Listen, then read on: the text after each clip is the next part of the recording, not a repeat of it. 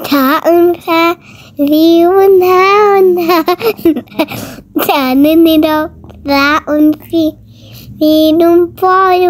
Dumpa Ainumpa Ofun Kiafun Lemim Nunha Wamunia Hari Puru Pulhita Hari Puru Pulhita মাশাআল্লাহ Subhanallah Alhamdulillah La ilaha illallah Ta'unsa Diunha undal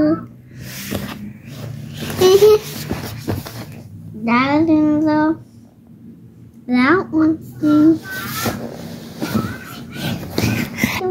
Dundal আসসালামু আলাইকুম। কেমন আছেন সবাই? আলহামদুলিল্লাহ, আল্লাহর অশেষ রহমতে আমরাও ভালো আছি।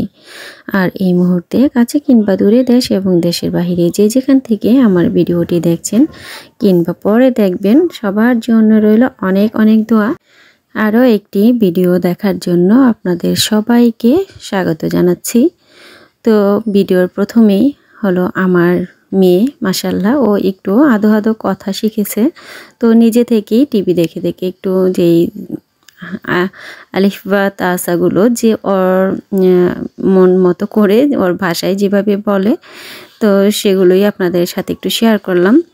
আর ও হচ্ছে এখন কিন্তু বাচ্চারা দেখা যায় কি যেটা নতুন শিখে ও সারাদিন কিন্তু সেটাই বলে। তো সেই সূরাগুলো আর এগুলো আমি একটু রেখে দিলাম, যাতে করে ও বড় হলে আল্লাহ তাআলা যদি বাঁচিয়ে রাখে তাহলে শুনতে পারবে নিজে।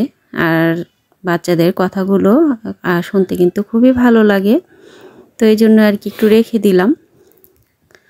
আর এই যে এখানে হলো আপনাদের সাথে শেয়ার করছি ভাবি এবং ভাইয়া বাংলাদেশ থেকে কি নিয়ে আসছে, আর সেখান থেকে আমাদের জন্য কিন্তু অল্প অল্প করে অনেক কিছুই নিয়ে আসছিল। আর বাংলাদেশ থেকে যদি কিছু নিয়ে এসে দেয় তখন কিন্তু অনেক আমাদের কাছে ভালো লাগে, আনন্দ লাগে আর কি, দেশের জিনিসগুলো।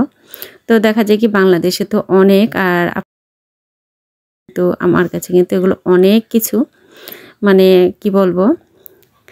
তো যাই হোক, আমার মেয়ের জন্য সবাই দোয়া করবেন, ওকে যেন আল্লাহ তাআলা নেক হায়াত দান করেন এবং আপদ বিপদ বালা মুসিবত দূর করে রহমতের চাদর দিয়ে ঢেকে রাখেন। আর মাশাআল্লাহ বলবেন সবাই। তো এই যে দেখেন এখানে কিন্তু অনেক কিছুই নিয়ে আসছিল।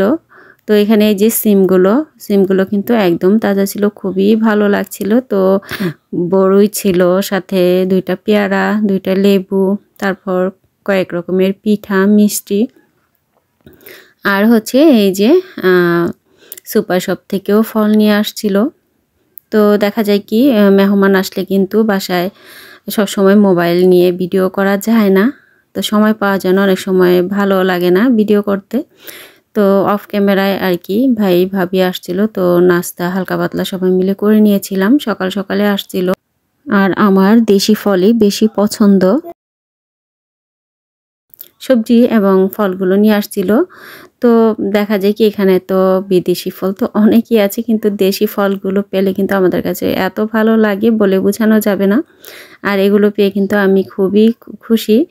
তো আর এই যে অফ ক্যামেরায় কিছু সিম এখানে কেটেও নিয়েছি, আর কিছু রেখে দিচ্ছি মাছ দিয়ে রান্না করার জন্য। আর আজকে আমি কিন্তু নিরামিষ একটি সিম তরকারি রান্না করব, আমার খুবই পছন্দের। তো আশা করি আপনাদের কাছেও ভালো লাগবে। আর মাছ এবং শুটকি ছাড়াও যে সিম তরকারি এত টেস্ট হয়, না খেলে বুঝতেই পারবেন না, আপনারা একবার হলো ট্রাই করবেন। আর এই যে এখানে কয়েক রকমের পিঠা ছিল, তো এখান থেকে কিছু কিন্তু উমাইয়ার বাবা এবং আমরা খেয়ে নিয়েছি। আর লাস্টে যেগুলো ছিল আর কি সেগুলোই আপনাদেরকে দেখিয়ে দিচ্ছি। তারপর এই যে সবগুলো আমি সোফার মধ্যে ঢেলে নিয়েছিলাম, এক হাতে ভিডিও করছিলাম এজন্য আর কি। তারপর এগুলো আমি এই যে পেলার মধ্যে নিয়ে নিলাম। তো এখান থেকে কিছু বড়ই আমরা খেয়ে নিয়েছি, আর বাকিগুলো একটু বড়ই মাখা করব আর কি, ভর্তা বানাবো। তো সেগুলো আর কি রেখে দিলাম। আর লেবুগুলো দেখেন কতটা টাটকা ছিল, একদম মনে হচ্ছিল যে তেল দিয়ে রেখেছে, এতটা সুন্দর লাগছিল হাতে নিয়ে দেখছিলাম। আর তারপর হলো এই যে পিঠাগুলো কিন্তু খুবই টেস্ট ছিল। আর এই যে অফ ক্যামেরায় আমি কেটে বেছে ধুয়ে একদম রান্না করার জন্য চলে আসছি। তো সেই ভিডিওটা আপনাদের সাথে শেয়ার করছি। তো এখানে আমি এই যে কয়েকটি কাঁচামরিচ, আস্ত কাঁচামরিচ দিয়েছি 2টি, আর 2টি ফালি করে দিয়েছি। তারপর এখানে আলু দিয়েছি।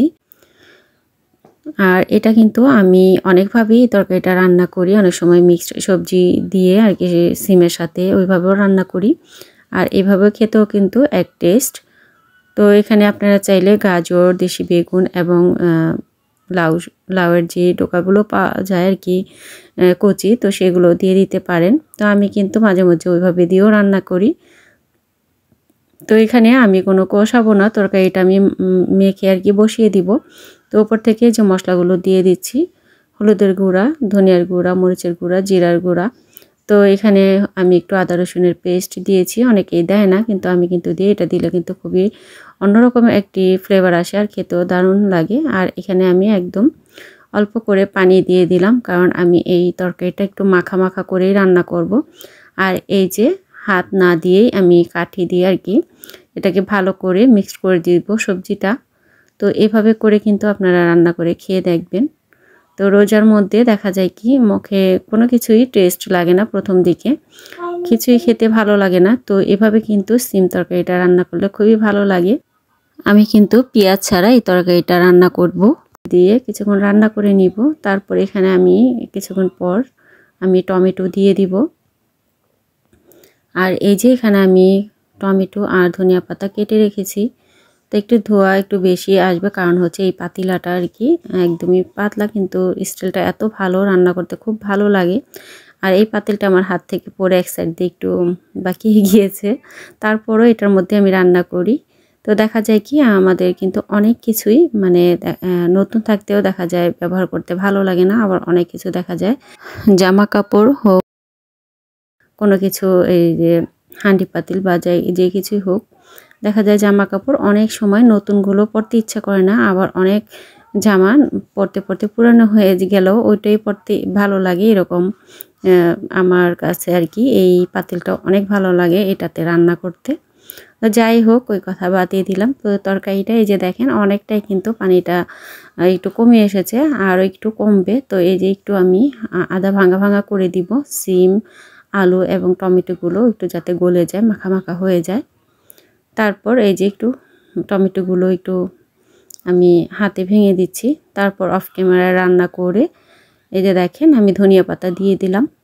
আর ধনিয়া পাতাটা দিয়ে আমি আর একটু আর কি নেড়েচেড়ে উপর নিচ করে দিব।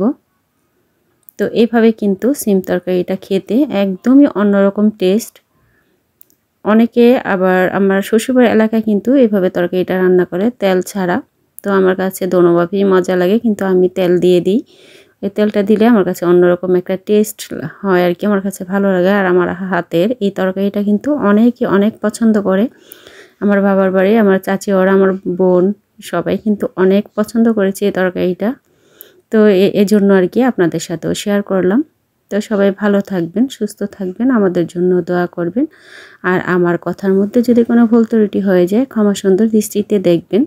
সবাই সবার পাশে থাকবেন, সবাইকে সবাই সাপোর্ট করবেন, আর ফুল ওয়াচটা দেওয়ার চেষ্টা করবেন। আর যারা নতুন বন্ধু হয়ে এসেছেন 24 ঘন্টা পর আমাকে একটু যদি ভুলে যাই মনে করিয়ে দিবেন। অবশ্যই আপনাদের চ্যানেল থেকে ঘুরে আসবো আপনাদের পরিবারের সদস্য হয়ে। তো এই যে দেখেন কথা বলতে বলতে একদম ভিডিওর শেষ প্রান্তে চলে এসেছি। তো সবাই ভালো থাকবেন, সুস্থ থাকবেন। আল্লাহ হাফেজ, আসসালামু আলাইকুম।